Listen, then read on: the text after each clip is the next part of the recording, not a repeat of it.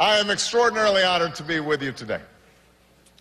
Because of all the privileges of serving as president, I have no greater honor than serving as your commander-in-chief. Every day I count on Naval Academy graduates like Admiral Mike Mullen, the chairman of the Joint Chiefs of Staff, the CNO, Admiral Gary Ruffhead, and my Director of National Intelligence, Admiral Dennis Blair. I'll also be counting on Ray Mabus, the former surface warfare officer, as our new Secretary of the Navy. Every day I rely on former sailors and Marines on my staff, young men who serve as intelligence officers in Iraq and Afghanistan. And the 32nd Commandant of the Marine Corps, Supreme Allied Commander, and now my National Security Advisor, General Jim Jones. I've admired your prowess on the football field.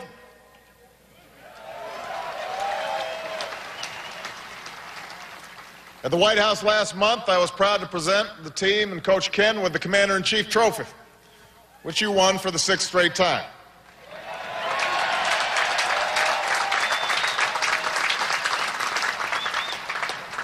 And I know you've beat Army 7 straight times.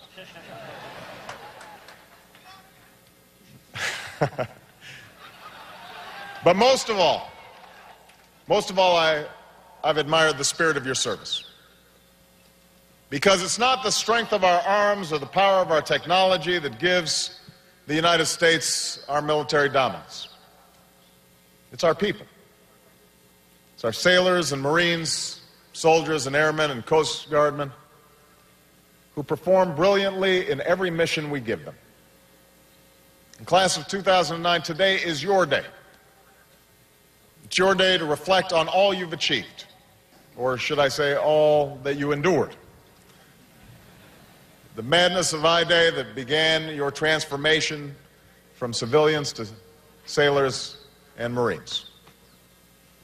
That endless plebe summer when you were pushed to new levels, new heights, physically, mentally, morally.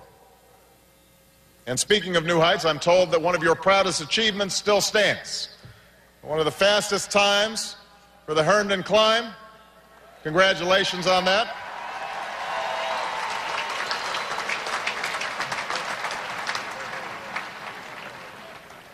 And families, today is your day too. It's the latest in a line of proud firsts. The first time you saw your son or daughter with that Navy haircut, that first time you saw them in their summer whites, and today the first time you'll see them as officers.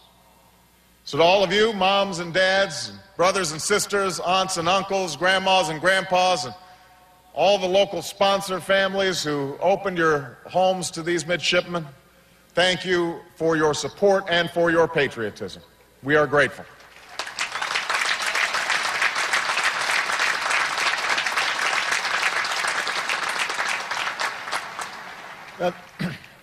This class is about to become the latest link in a long, unbroken chain of heroism and victory. A chain forged in battles whose names are etched in the stone of this stadium.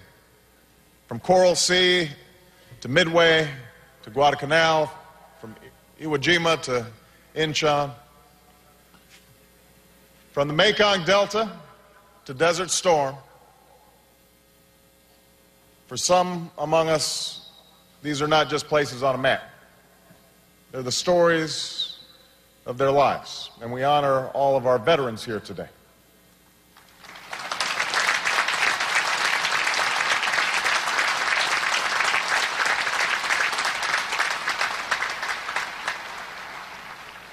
This chain of service calls to mind words that were spoken here in Annapolis on another spring day a century ago. The crowds assembled, the bands played, the cannons roared, and as John Paul Jones' body was carried to the yard, President Teddy Roosevelt spoke to the midshipmen gathered there that day.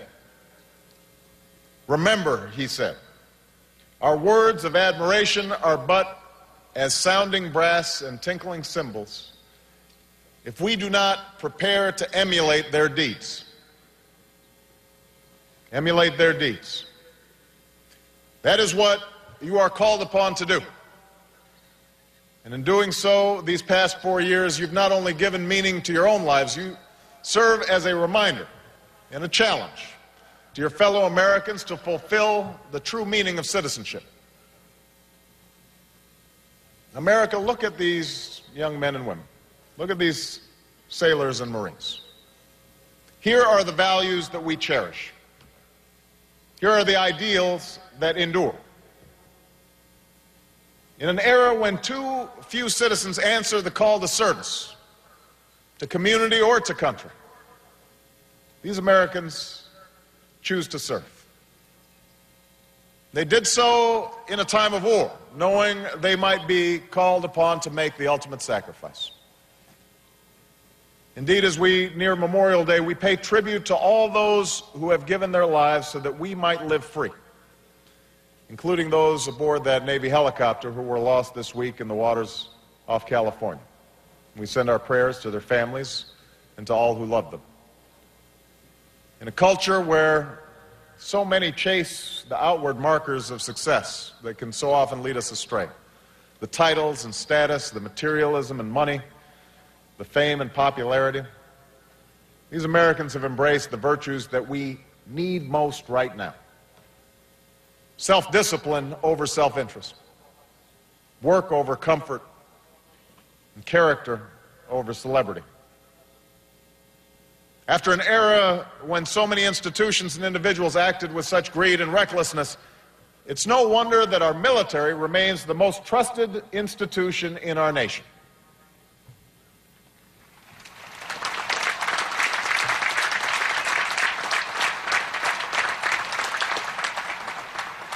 And in a world when so many forces and voices seek to divide us, it inspires us that this class came together and succeeded together from every state and every corner of the world by building an institution that's more diverse than ever, more women, more Hispanics, more African Americans. The Naval Academy has reaffirmed a fundamental American truth, that out of many, we are one.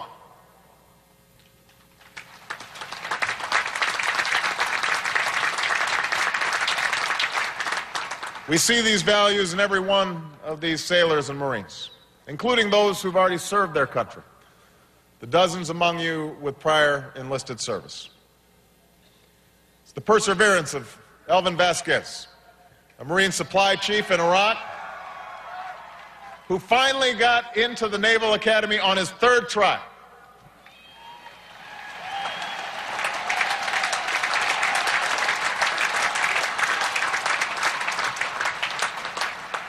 Who never gave up trying because he says, there's just something about being a Marine. It's the example of Carlos Carballo, who left the tough streets of LA to serve on a destroyer in the Pacific, and who has used his time here to mentor others because he's the oldest midshipman, the old man at the age of 26.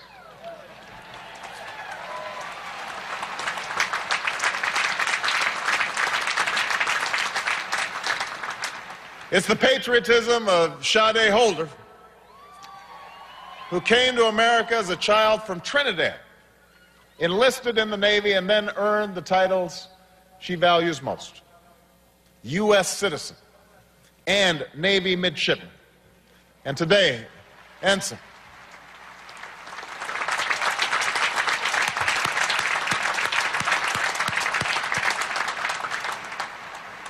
And it's the reverence for tradition shown by James P. Haig,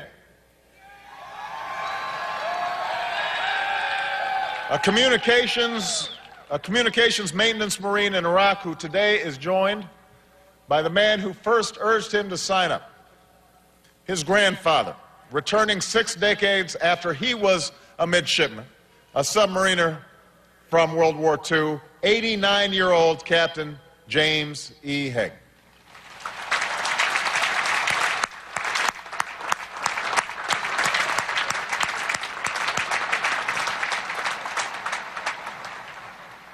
Honor, courage, commitment, These are the values that have defined your years in the Yard and that you'll need in the years ahead as you join the fleet, as you join and lead the Marines, as you confront the ever-changing threats of an ever-changing world.